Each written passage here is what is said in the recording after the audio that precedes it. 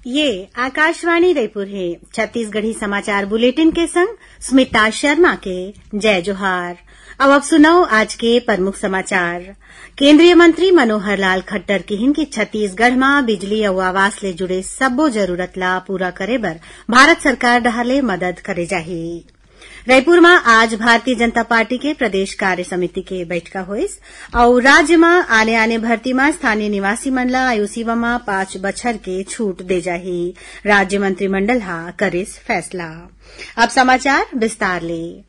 केंद्रीय विद्युत तथा आवासन और शहरी कार्य मंत्री मनोहर लाल खट्टर हा आज अपन रायपुर दौरा में छत्तीसगढ़ ऊर्जा और शहर में आवास और जन सुविधा बढ़ाए के काम के समीक्षा करेन। बैठका में उमन्हा कहिन कि छत्तीसगढ़ में बिजली और आवास ले जुड़े सब्बो जरूरत ला पूरा करे बर भारत सरकार डहर ले मदद करे जाही। केंद्रीय मंत्री हा बताइन कि लोगन ला सस्ता और पर्याप्त बिजली देवाए बर केंद्र सरकार डहर ले कतकोन अनुदान योजना चलाए जावत है। सौर ऊर्जा ला बढ़ावा दे बर घलो कतकोन योजना हवय। ओमन्हा राज्य सरकार ला केंद्र डहर ले दे जावत सब्बो निधि और अनुदान के पूरा उपयोग करे बर कहिन। बैठका में केंद्रीय मंत्री हा सुझाव दिन कि क्लीन सिटी में रायपुर ला मिले 100 टन बस के उपयोग नया रायपुर और रायपुर के बीच चलाए बर घलो करे जा सकत है। ओमन्हा प्रधानमंत्री आवास योजना, पीएम स्वनिधि, अमृत मिशन, स्वच्छ भारत मिशन, पीएमई बस सेवा, स्मार्ट सिटी मिशन और राष्ट्रीय शहरी विकास मिशन के काम के घलो समीक्षा करेन। उहे मुख्यमंत्री विष्णुदेव साय हा केंद्र सरकार के योजना की जानकारी केंद्रीय मंत्री ला देन। बैठका में उप मुख्यमंत्री अरुण साव, केंद्रीय आवासन और शहरी कार्य राज्य मंत्री तोखन साहू और मुख्य सचिव अमिताभ जैन शामिल रहिन। मुख्यमंत्री विष्णुदेव साय के अगुवाई में काली होए राज्य मंत्रिमंडल के बैठका में प्रदेश में नवा शिक्षा नीति ला लागू कर दे गे है। ये नीति में कक्षा 5वीं तक के लइका मन ला स्थानीय भाखा बोली में पढ़ाए के प्रावधान करे गे है, जेमा छत्तीसगढ़ी संघरा गोंडी, भतरी, हल्बी, सरगुजिया जैसन भाखा में शामिल करे जाही। उहे नवा शिक्षा नीति में प्री प्राइमरी ले 12वीं तक के सब्बो लइका मन ला शिक्षा देवाए के अनुशंसा करे गे है। बैठका में प्रदेश के करीबन 48,000 आवासहीन परिवार ला मुख्यमंत्री आवास योजना में आवास मंजूर करे के फैसला ले गिस। उहे नवा रायपुर में आवासहीन आर्थिक रूप ले कमजोर और निम्न वर्ग के परिवार ला आवास दिवाए बर पंजीयन के तिथि में 3 बछर के बढ़ोतरी करे गे है। बैठका में वन अधिकार पत्र धारक मन के मौत होए में परिवार वाला मन के नाव में काबिज वन भूमि के हस्तांतरण राजस्व ला वन अभिलेख में दर्ज करे ले जुड़े कार्यवाही बर प्रक्रिया प्रारूप के अनुमोदन करेगिस। उन्हें राज्य सरकार के जन कल्याणकारी नीति के सफल कामकाज, सुशासन और जन समस्या के निपटारा बर सुशासन तथा अभिसरण विभाग बनाए गे हवय। एकर अलावा मंत्रिमंडल हा अधीक्षण अभियंता ले मुख्य अभियंता के पद में पदोन्नति बर तय करेगे न्यूनतम अवधि 5 बछर में सिर्फ एक घाव 1 बछर के छूट दे जाए के फैसला ले हवय। बैठका में सशस्त्र सहायक platoon commander, male nurse, female nurse, प्रधान आरक्षक, lab technician, pharmacist, compounder, dresser, nursing सहायक और आरक्षक भर्ती प्रक्रिया बछर 2023 के तहत छत्तीसगढ़ के स्थानीय निवासी मन ला तय करेगे अधिकतम आयु सीमा में 5 बछर के छूट दे जाए के फैसला करेगी। इस बैठका में वर्तमान में प्रचलित सीएसआईडीसी के सबो रेट कॉन्ट्रैक्ट ए महीना के आखिरी में निरस्त करे के फैसला करेगे है। 16वां केंद्रीय वित्त आयोग के अध्यक्ष अरविंद पनगढ़िया की अगुवाई में 12 जन सदस्य वाले दल थोरकुन देर बाद रायपुर पहुंची। ये दल हा मुख्यमंत्री विष्णुदेव साय और मंत्रिमंडल के सदस्य और अधिकारी मन संग राज्य के वित्तीय आवश्यकता, अधोसंरचना विकास और आर्थिक प्रगति संघरा आने मुद्दा ऊपर चर्चा करही। एकर बाद ये दल हा 12 और 13 जुलाई के जगदलपुर दौरा में जाही। नीति आयोग डहर ले पिछड़ा और दूर दराज के क्षेत्र के विकास में तेजी लाए बर देश भर में आकांक्षी जिला और विकास खंड में संपूर्णता अभियान शुरू करेगे है। यही कड़ी में कोंडागांव जिला के माकड़ी विकास खंड के बागबेड़ा, मगेदा, पीढ़ापाल, बालोंड और उरिद गांव में जन जागरूकता बर स्कूली लइका मन हा रैली निकालिन। माकड़ी विकास खंड में काली ले सब्बो 67 ग्राम पंचायत में आने विभाग के शिविर लगाए जाहे। छत्तीसगढ़ी समाचार बुलेटिन आप मन आकाशवाणी रायपुर ले सुनत हव। छत्तीसगढ़ के खबर ले है आपकी वास्ता और खबर के विश्वसनीयता ले है हमार वास्ता। आकाशवाणी समाचार रायपुर के प्रादेशिक समाचार बुलेटिन के संगे संग हमार समसामयिक कार्यक्रम आप रेडियो के संग अपन मोबाइल में घलो सुन सकत हव। आकाशवाणी समाचार फेसबुक, ट्विटर और यूट्यूब में घलो हावय।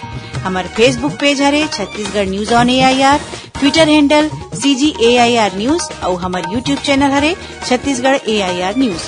तो अब रेडियो के संगे संग आपके मोबाइल के माध्यम ले हम आप तक पहुंचत हन। छत्तीसगढ़ के हर खबर पर सुनत रहो आकाशवाणी समाचार। अब आगू बाढ़बो बाचे समाचार कोती।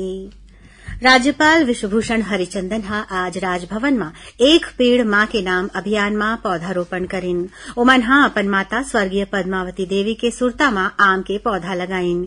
ये मौका में राज्यपाल हा अपन संदेश में कहिन कि पौधारोपण करना सबो झन बर जरूरी है। पूरा विश्व ला पर्यावरण प्रदूषण ले बचाए बर सबो झन ला प्रयास करना चाहिए। वहीं राज्य शासन के जनसंपर्क संचालनालय डहर अभियान के प्रचार प्रसार बर सोशल मीडिया में एक पेड़ मां के नाम के प्रोफाइल पिक्चर फ्रेम अभियान शुरू करे गे है। ये प्रोफाइल पिक्चर में लोगन अपन घर आंगन और खेत में अपन मां संग या मां के सुरता में पौधा लगावत अपन फोटो लगा सकत हैं। खबर के मुताबिक प्रधानमंत्री नरेंद्र मोदी हा पर्यावरण दिवस के मौका में पूरा देश में एक पेड़ मां के नाम अभियान के शुरुआत करीन है। रायपुर के पंडित दीनदयाल उपाध्याय ऑडिटोरियम में आज भारतीय जनता पार्टी के प्रदेश कार्य समिति के बैठका हुई।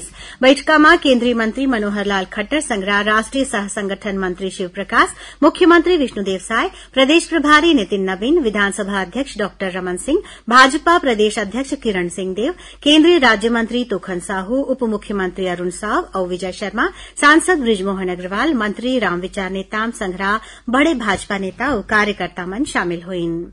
उद्घाटन सत्र में केंद्रीय मंत्री श्री खट्टर हा कहिन कि भाजपा बर छत्तीसगढ़ हा गोल्डन प्रदेश है।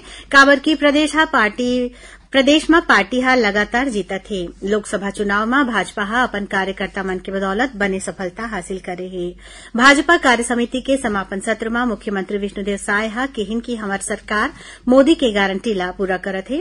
राज्य सरकार हा भ्रष्टाचार के मामला में जीरो टॉलरेंस की नीति ला लेके चलत है। पहली सरकार में जौन भी घोटाला हुए है ओखर ऊपर कार्रवाई चलत है। मुख्यमंत्री हा कार्यकर्ता मन ले एक पेड़ मां के नाम अभियान में पौधा लगाए के आह्वान करिन। श्री साय हा कि 6 महीना के भीतर हमार सरकार हा 142 ले ज्यादा माओवादी मन ला मार गिराए है। उन्हें कतकुन माओवादी मन हा आत्मसमर्पण घालो करे हैं। माओवाद प्रभावित क्षेत्र में 32 सुरक्षा कैंप लगाए गए हवे। अवैया बेरा में 29 ठन कैंप और लगाए जाही। नियत नेलाना योजना में सुरक्षा कैंप के 5 किलोमीटर के दायरा में गांव के विकास करे जाही।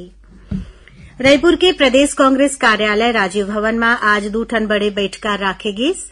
पहली बैठका कांग्रेस के बड़े नेता मन के हुई, जेमा प्रदेश कांग्रेस अध्यक्ष दीपक बैज, नेता प्रतिपक्ष डॉ चरणदास महंत, पूर्व मुख्यमंत्री भूपेश बघेल, सांसद ज्योत्सना महंत और फूलोदेवी नेताम संगरा पदाधिकारी और कार्यकर्ता मन शामिल हुईन। उन्हें दूसर बैठका रायपुर दक्षिण विधानसभा क्षेत्र के नेता मन के हुई, जेमा उपचुनाव के बारे में चर्चा करेगी। एकर पहली काली रायपुर में प्रदेश कांग्रेस अध्यक्ष दीपक बैज के अगुवाई में एक ठन बैठका हुई, जेमा विधानसभा सत्र के दौरान उठाए जाने वाला मुद्दा ऊपर चर्चा करेगी। संगे संग बलौदा बाजार घटना ला लेके 24 जुलाई के विधानसभा के घेराव करे के फैसला करेगी। बैठका में नेता प्रतिपक्ष डॉ चरणदास महंत, पूर्व मुख्यमंत्री भूपेश बघेल, सांसद ज्योत्सना महंत और फूलोदेवी नेताम संगरा पदाधिकारी और कार्यकर्ता मन शामिल हुईन। महादेव सट्टा ऐप मामला में बहुत बेरा ले फरार बहुचर्चित आरक्षक सहदेव यादव ला आर्थिक अपराध अन्वेषण ब्यूरो ईओडब्ल्यू हा राजनांदगांव के सोमनी ले गिरफ्तार करे है। ईओडब्ल्यू की टीम हा सहदेव यादव ला लेके राजधानी पर रवाना हो गए है। आखिर में प्रमुख समाचार एक घाव फिर। केंद्रीय मंत्री मनोहर लाल खट्टर कहिन कि छत्तीसगढ़ में बिजली और आवास ले जुड़े सब्बो जरूरत ला पूरा करे बर भारत सरकार डहर ले मदद करे जाही। रायपुर में आज भारतीय जनता पार्टी के प्रदेश कार्य समिति के बैठका हुई और राज्य में आने भर्ती में स्थानीय निवासी मन ला आयु सीमा में 5 बछर के छूट दे जाही। राज्य मंत्रिमंडल हा करिस फैसला। एकरे संग छत्तीसगढ़ी समाचार बुलेटिन इहे सिरावत है। जय जोहार।